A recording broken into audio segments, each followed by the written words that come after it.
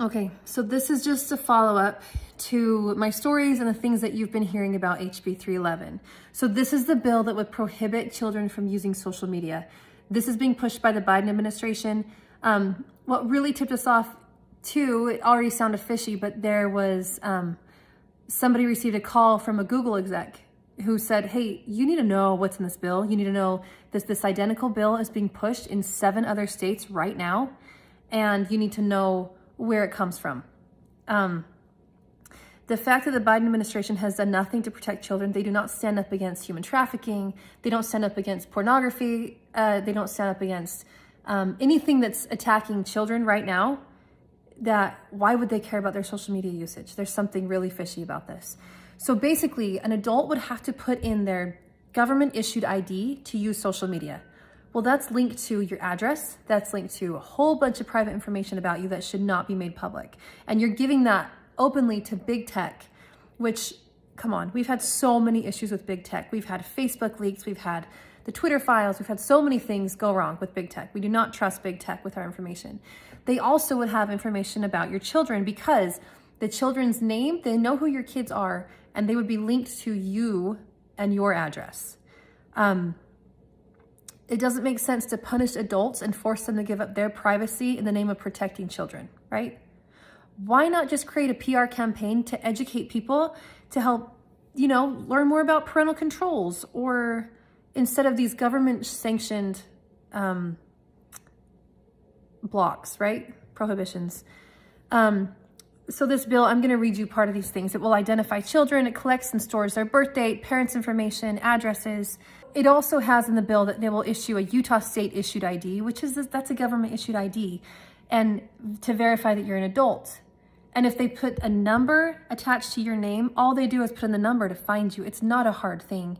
So in an attempt to make children safe, Utah actually puts children's identifications at risk on the dark web. In the name of saving children.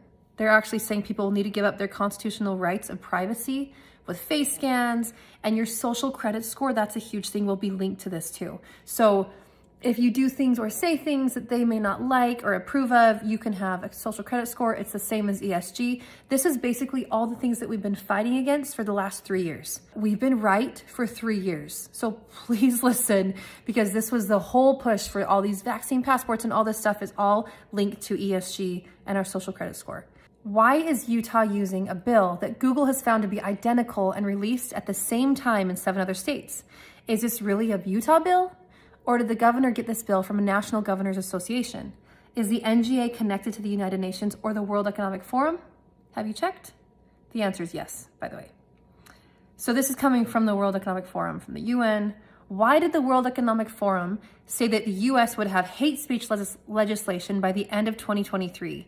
And does this look like it would be a good first step in identifying users? So basically what that means is they did just release a bill that would stop hate speech, which anything could be called hate speech. Just like I said in my story last night, like Michael Scott, right? Well, I hated it. So that anything can be hate speech.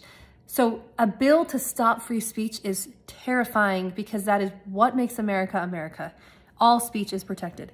And so they're releasing a bill, and what it would actually do is silence every single conservative voice or every single voice that's speaking truth on social media, because you wouldn't pass the social credit score to be able to have social media, and it's linked to your digital ID. So they could stop you from getting loans, buying cars, homes, all that stuff. This is a huge, huge deal. This is the parents' job to dictate, not the government's job. Why even consider a bill that identifies adults and children, and as a result, children's addresses? Do you trust the internet and big tech after the last 2 years? No. Will you repeal this bill? So to our legislators, will you repeal this bill if the federal government passes a hate speech bill like England, the EU, and China have, and start coming after Utahns and political grassroots groups? Did you know that the Senate sponsor in the Business and Labor Committee on Tuesday cited England and the EU as precedents for this bill? Did you know that England arrested 3,395 people in 1 year for politically unpopular online comments? That's horrifying and terrifying. And doesn't precedent of the United States mean other states? Are we going to start citing North Korea or China for their civil rights? Basically, they are punishing people for their free speech, for their social media posts, for all of that in other countries. So do you think that tying your identity to your social media account would be a great way for the government to start using a social credit score online? Yes. Please understand, yes. Do you see how this bill could be detrimental to you and your family members? Does HB311, this is a big one, you need to know what else is going on in Utah right now. Does HB311 seem to be the online surveillance to go along with all the real surveillance cameras that seem to have gone up overnight around Utah? Is this what Utah Connected meant when they stated that Utah was designated as the first smart surveillance state?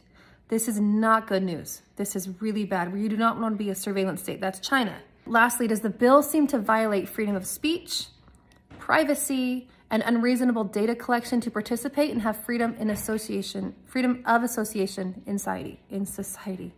This one sounds so good on the outside. It sounds like, yeah, of course we would do this for our kids. But if you look deeper, there's some really sinister things in this bill. To our legislators, please look at what this means, look at all this is going to lead to. Don't just look at what they call it, because it sounds good.